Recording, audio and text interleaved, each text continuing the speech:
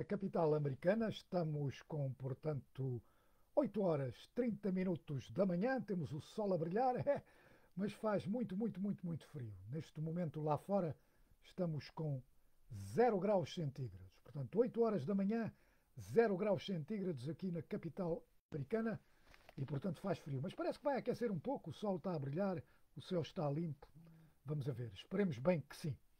Eu, como sempre, vou começar por dar aqui uma vista de olhos aos dois principais jornais americanos. Vou começar com o Washington Post, que me cai aqui à porta todos os dias de manhã, e eu vou começar aqui por dar a primeira página. E a grande notícia do Washington Post é esta aqui, que diz que novo protocolo para famílias imigrantes. Os Estados Unidos têm um grande problema de entrada de imigrantes ilegais pela fronteira sul e, portanto, durante a presidência de Donald Trump, esses imigrantes estavam impedidos de entrar ou eram imediatamente devolvidos ao México. Não são do México, todos vêm de vários países da América Latina.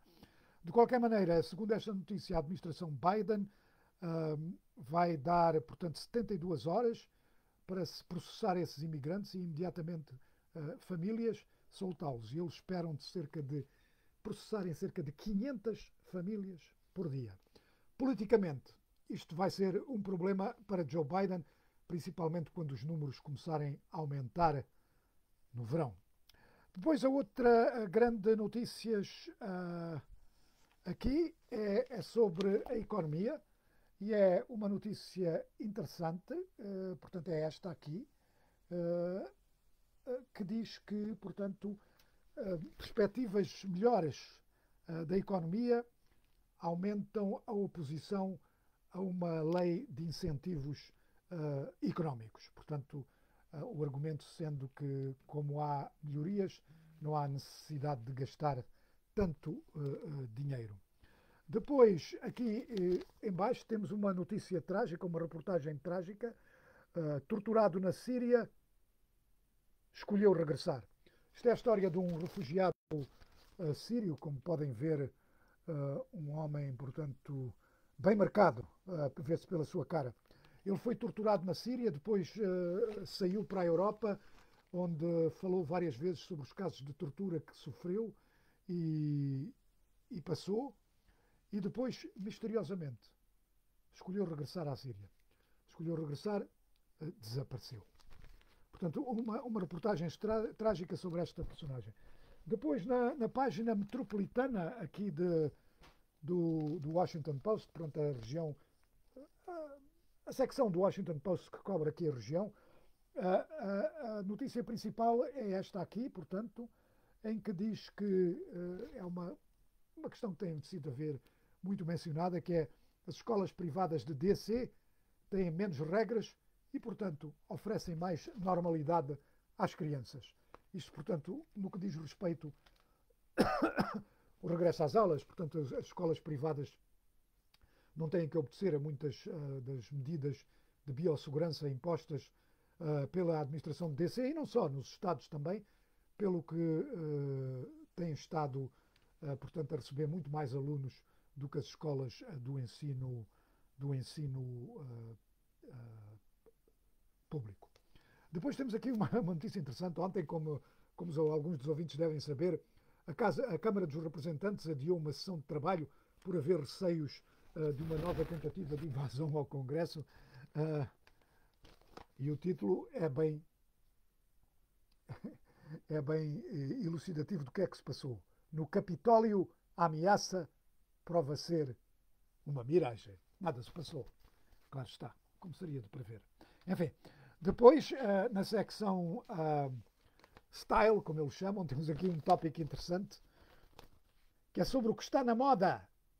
O que está na moda, vamos lá mostrar aqui a foto, é tirar um selfie quando se é vacinado com o Covid. Portanto, quando você for vacinado, leva o telefone e tira um selfie ao braço a ser vacinado. É o que está na moda. Enfim, e agora temos aqui também a página desportiva, o basquetebol, a principal notícia, E depois a página do fim de semana. A página do fim de semana hoje está virada para a literatura, o espírito de DC, portanto, de Washington, na literatura. Portanto, fala de vários livros, portanto, faz uma revisão, uma crítica a vários livros que decorrem aqui na capital ou são sobre a capital. Interessante. Depois temos as coisas originais, mas temos também aqui os filmes. Há um novo filme aqui, portanto, sobre, como é que se chama este filme? Coming to America número 2, portanto, um filme com Eddie Murphy, que está aqui bem visível nesta foto do filme. Coming to America foi um filme, já há muitos anos, uma comédia sobre a chegada à América de um imigrante. Depois temos aqui um documentário interessante que eu quero sem dúvida ver. Não é de interesse de toda a gente, mas eu quero ver. É este. Está aqui, vê aí o cão? É, o cão. E chama-se Stray. Stray significa em inglês, significa o cão vadio, não é? O cão de rua. E é interessante, porque é um documentário turco. Anteriormente, eles tiveram... Houve um documentário também filmado em Istambul, sobre gatos em Istambul. Se algum dia você for a Istambul, na Turquia, o que notará é que há gatos em todo o lado e cães. Os turcos têm uma afeição muito especial pelos gatos, mas também por cães. Os gatos estão em todo o lado e as pessoas deixam alimentos lá fora para alimentar os gatos. Então houve um documentário sobre isso. E agora há um sobre os cães de Istambul. E chama-se Stray e deve ser bem interessante. Eu tenho a dizer que quando visitei a Turquia foi uma coisa que realmente me chamou a atenção. E desculpem, tenho que apanhar aqui o New York Times. O que me chamou a atenção foi o número de gatos e cães nas ruas. E são todos muito bem tratados pelos turcos. Portanto, deve ser um documentário interessante. Agora vamos para o New York Times. Temos aqui a primeira página do New York Times. E a primeira notícia é sobre, portanto, sobre a vacina, tá? Não é essa, eu estou confundido aqui. Portanto, é esta aqui. Esta aqui. E o que é que lê? Querem ler? Tem que ver aqui. Portanto, uma dose única da vacina poderá alargar o alcance dos esforços de vacinação. Portanto, fala-se agora de uma dose, só dar uma dose antes de se passar à segunda, para vacinar o máximo número de pessoas com uma dose e depois, então, passar-se à segunda. A grande questão era saber se atrasar a segunda dose, se isso afeta a primeira dose. Há quem diga que não. E daí essa notícia. Pois temos aqui uma reportagem muito trágica. Podem ver a fotografia. Portanto, isto numa casa mortuária, podem ver bem. E portanto, sobre como o número de mortes de Covid, portanto, as casas funerárias têm grande dificuldade portanto, em fazer face ao número de mortes. Temos também aqui uma coisa sobre Mianmar, não é? Está aqui. E o título é Fazendo face aos generais de Mianmar, as mulheres surgem como as verdadeiras guerreiras. Ora bem, entretanto eu vou ver o que é que já tenho aqui de ouvintes. Tenho a Sandra Helena. Bom dia, Voz da América.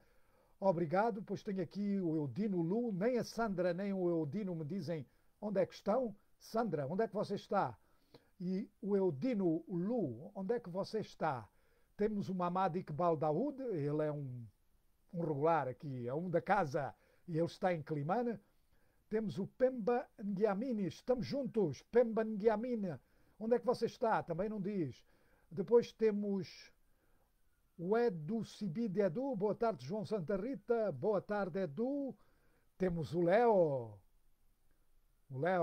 sempre aqui também. Ele diz, boa sexta-feira, fim de semana maning nice a todos. Eu quero mais contactos de ouvintes. Até agora tenho poucos. Quero likes e corações. Muitos corações. Façam favor de enviar. Bem, vamos às notícias. Digam-nos de onde é que estão a falar. E vamos às notícias. Eu, antes de começar as notícias, beber um cafezinho.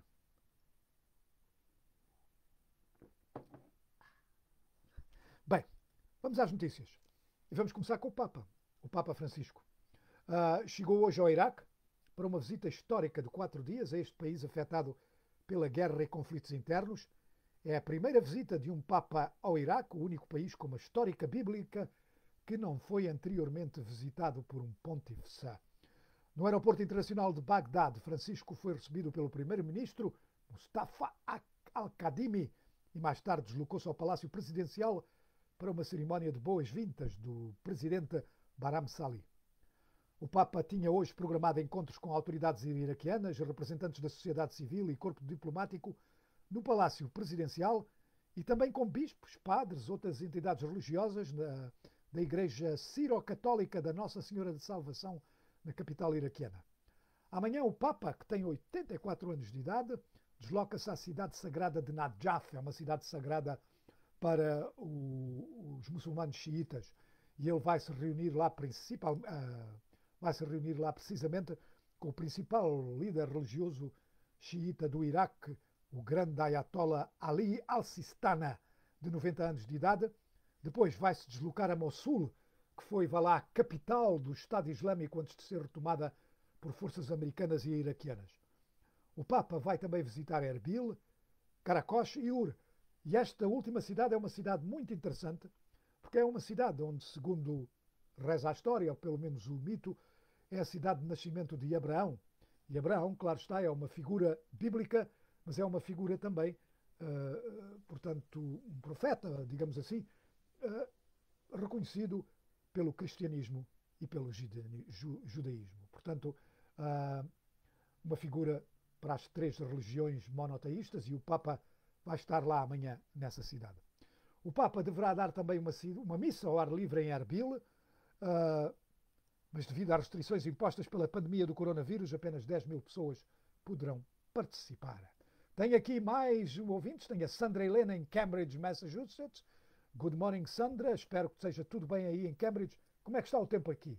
Aí. Deve estar frio, não? Aí mais para o norte deve estar mais frio. Hoje aqui, 0 graus. Nada, nenhum para mostrar. António Chipong de Luanda, tio Santa Rita. Obrigado, António. Muito obrigado. Gosto. Like, tio. Às vezes chama um pai. Cota. Enfim. Vamos continuar com as notícias. Agora uma notícia muito má. Temos uma notícia a dizer, é da Human Rights Watch, que, portanto, esta organização de direitos humanos, que diz que as forças de Eritreia mataram centenas de crianças e civis num massacre na região de Tigray. Foi o segundo relatório de abusos na Eritreia, na cidade de Aksum, que é um património mundial da Unesco. Antes, a Amnistia Internacional tinha dito que forças eritreias tenham matado sistematicamente centenas de civis. Os relatórios das duas organizações surgem num momento em que aumenta a preocupação global com as atrocidades cometidas por soldados eritreus em Tigray. Os líderes da ONU acusaram quinta-feira os eritreus de possíveis crimes contra a humanidade e pediram a sua retirada. Addis Ababa e Asmara negaram que a Eritreia esteja ativamente envolvida no Tigray. Entretanto, o governo etíope diz que reconheceu que há acusações credíveis de atrocidades cometidas em Tigray. Temos aqui o Ioana Zacarias Benjamin, boa tarde, acompanhando a partir da cidade da Beira, Moçambique, dizer que foi empossado hoje o edil Albano Carige e prometeu dar continuidade aos ideais de Davis Simango. Beira para todos. Agradeço desde já a toda a equipe da Voz da América. Obrigado, Joana.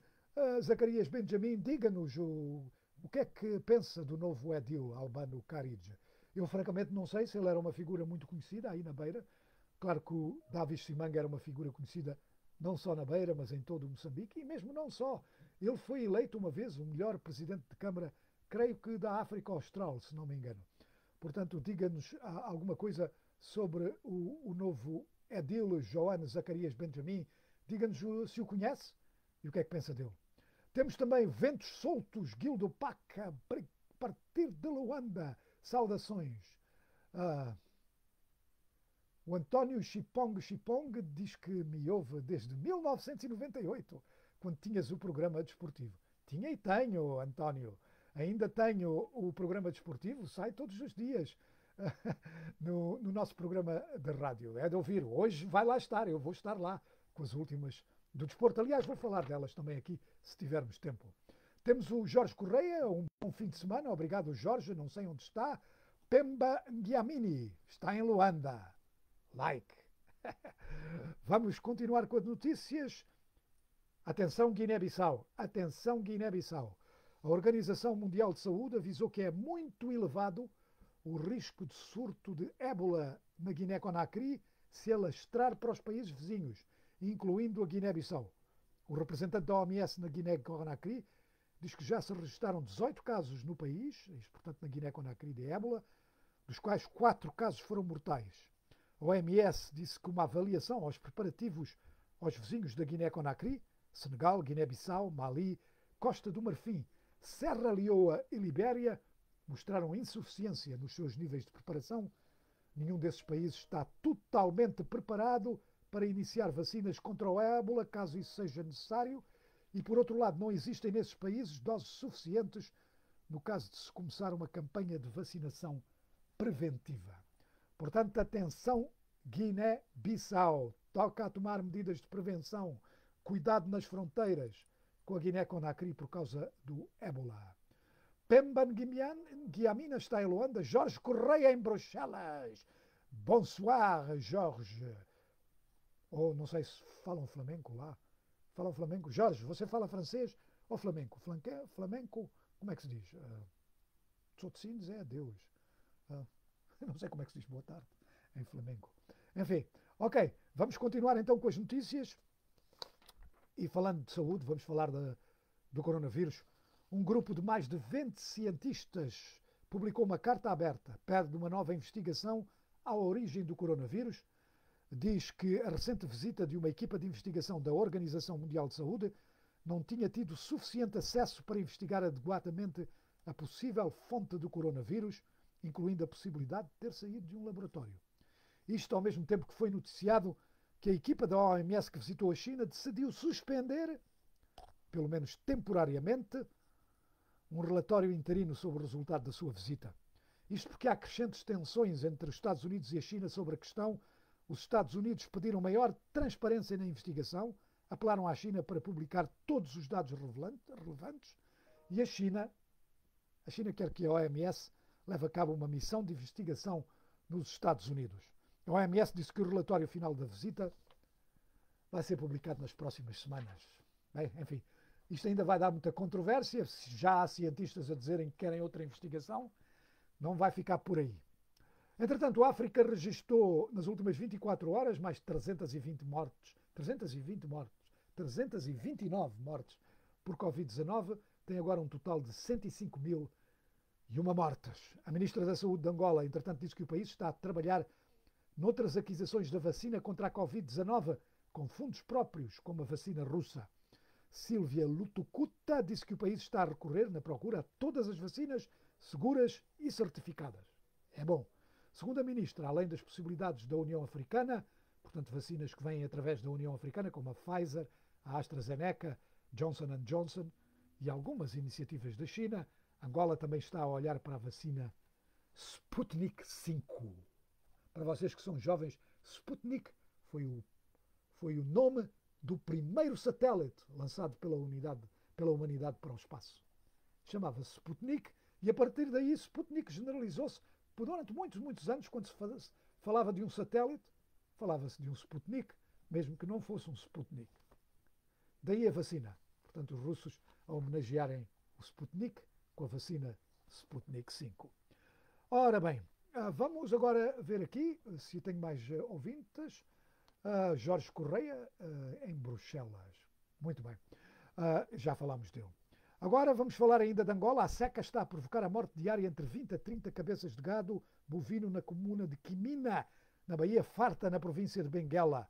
Portanto, seca a afetar o sul de Angola, no Cunene, Namibe, Benguela, Uambo, Bié, parte do Cuando Cubango, parte do Kwanza Sul e parte do Bengo.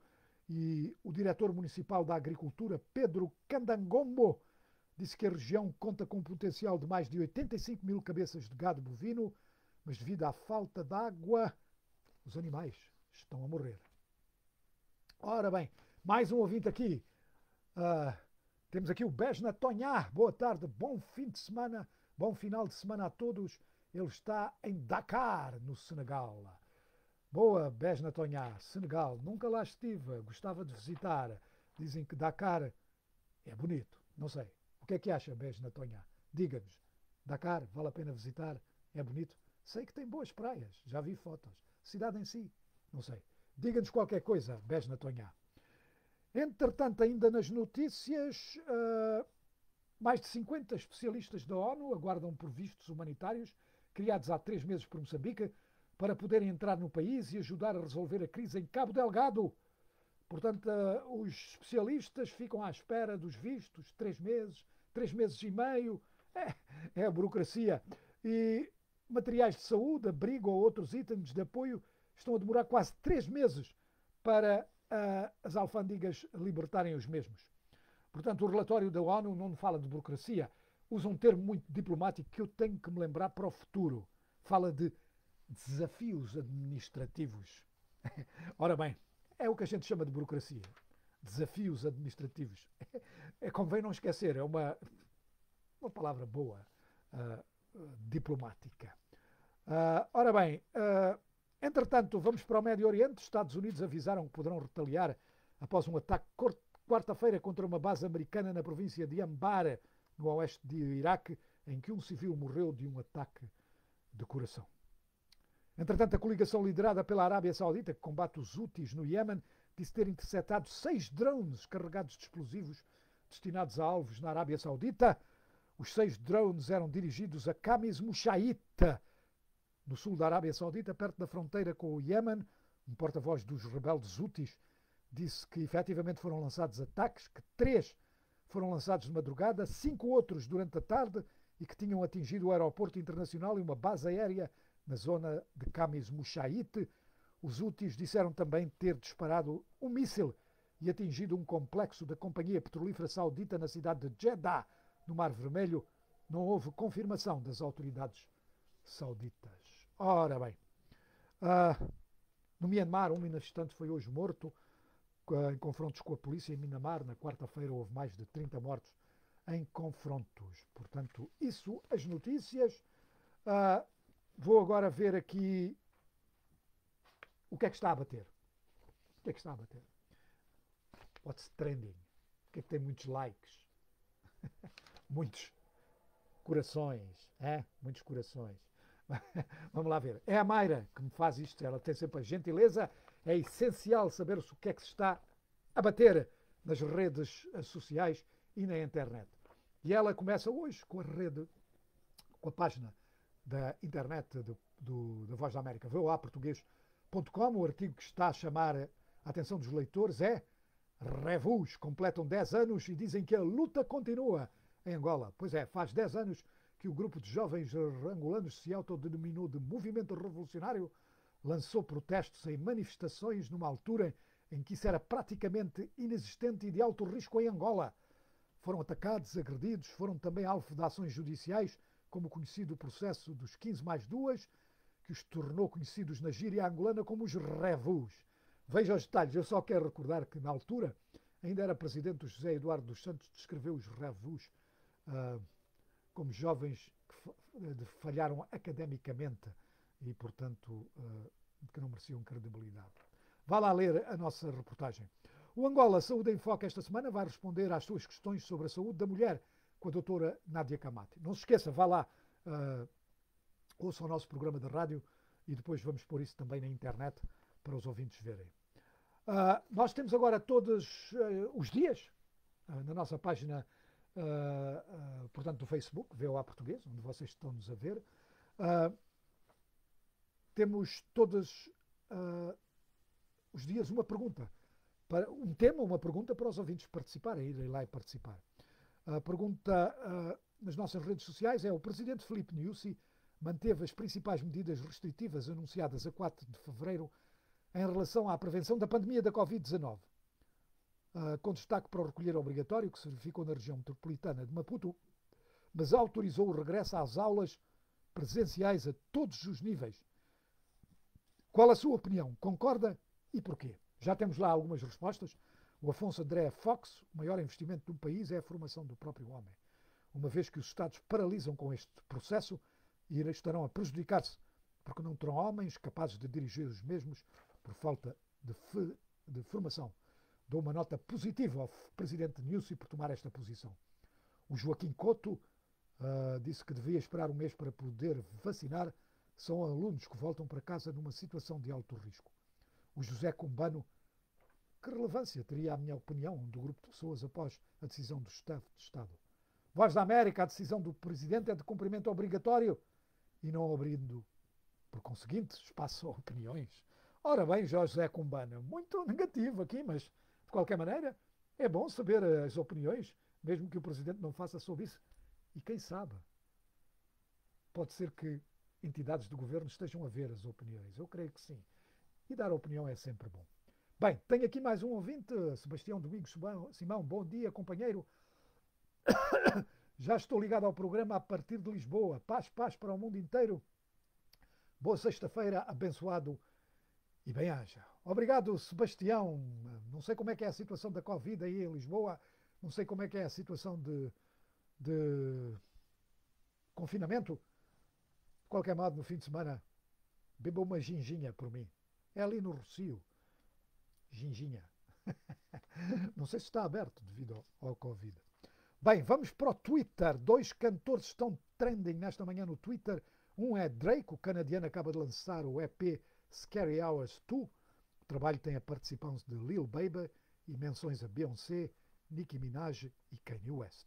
Outro cantor é Bruno Mars, que na companhia do rapper californiano Anderson .Paak criou uma banda chamada Silk Sonic. Sonic de seda. Ele já tem música e vídeo novo no mercado, que já é um sucesso. A música Leave the Door Open, deixa a porta aberta. Tem pouco mais de 8 horas no YouTube e já está bem perto de 1 milhão de visualizações e mais de 20 mil comentários. Estão quase a igualar-me.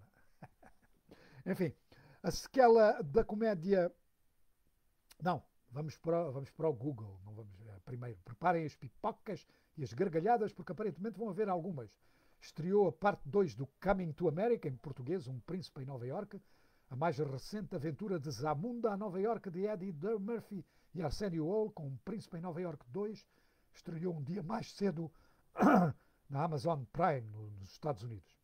É a sequela da comédia Um Príncipe em Nova Iorque, de 1988, e deveria ter sido lançada hoje, 5 de março, ficou disponível na quinta-feira na plataforma de streaming da Amazon.